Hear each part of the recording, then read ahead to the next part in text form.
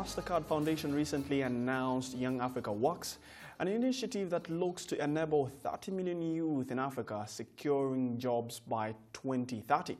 CNBC Africa's Stephen Muvunyi spoke to the youth who shared their views on what causes high unemployment in Africa and the way out. Here's more on that piece. High rates of unemployment in Africa have led to crimes, illegal immigration, among other issues. What should be done to address that? Here is what the youth think. We do lack skills, yes, but we also lack finances. If we don't have finances, yes, I have an idea, but how do I implement the idea? I just need funds. Then I might also be having funds but not skills. What do? I need skills too. We still need to learn that we are the center to the solutions that we need to bring to the problems that we have. I can just start small.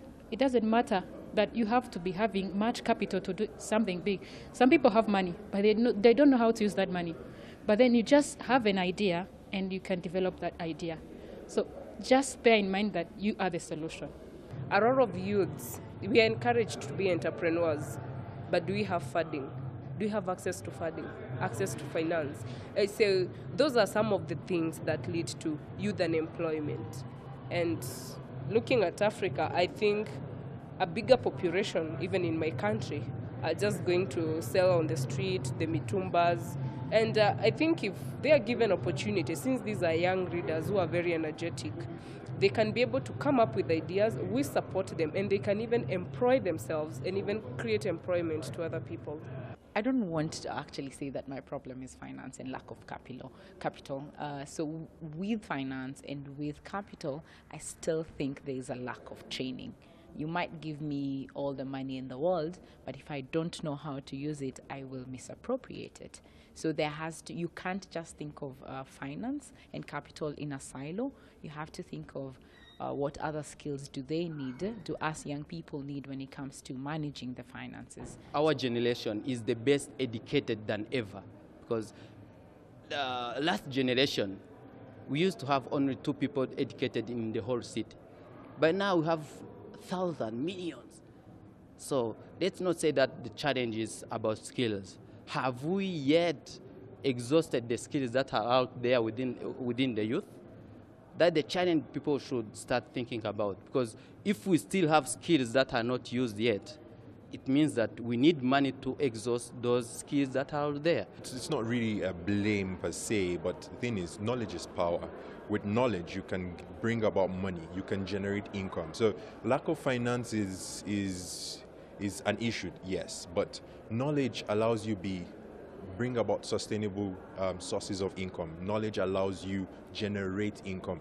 And as a youth trying to go into the workforce, bringing knowledge and generating your income is invaluable.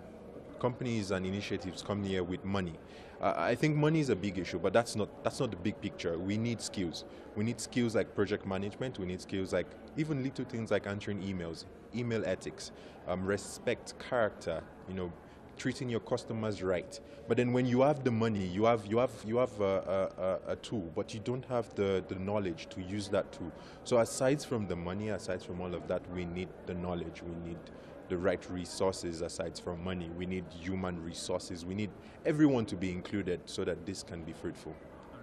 Despite efforts by governments to get more people educated, the youth call upon policymakers across the continent to revisit their education systems to match them with modern realities. I think it's the type of education we receive. It doesn't bring that creativity in job creation, the job generation. We have a lot of average jobs. We need to start thinking big.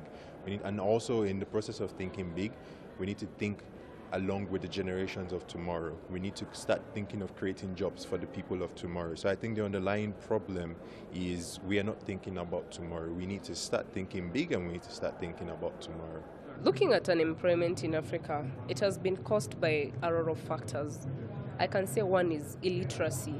Most of the youths have reached that point. Even though they have gone through the public way, they have gotten a university education, they lack the technical skills that are required. You see that whatever we get through in school, if the academia doesn't have good connections in the industry, we end up just having theoretical skills, whereas the industry, they want practical skills. So if you don't have the practical skills, there is unemployment facing you. The second thing is that we don't have like the managerial, those soft skills also. If I was to be an event manager, I need to know how to deal with people. And our youths lack that. In a networking event, youths will just be in their corner. So I think that's another major thing. What I feel that has led to this situation is the structures that were there in the beginning or in the olden days are no longer sustainable to encourage or to facilitate young people to be integrated in the work environment. So that's what's leading to youth unemployment and increased youth unemployment. The systems are not quite adapted to the high number of young people graduating. You find educational systems are not also adapted to the high number of young people being integrated into the institutions. So when they transition from education to the work environment, we do not have a bridge that can connect that sustainably.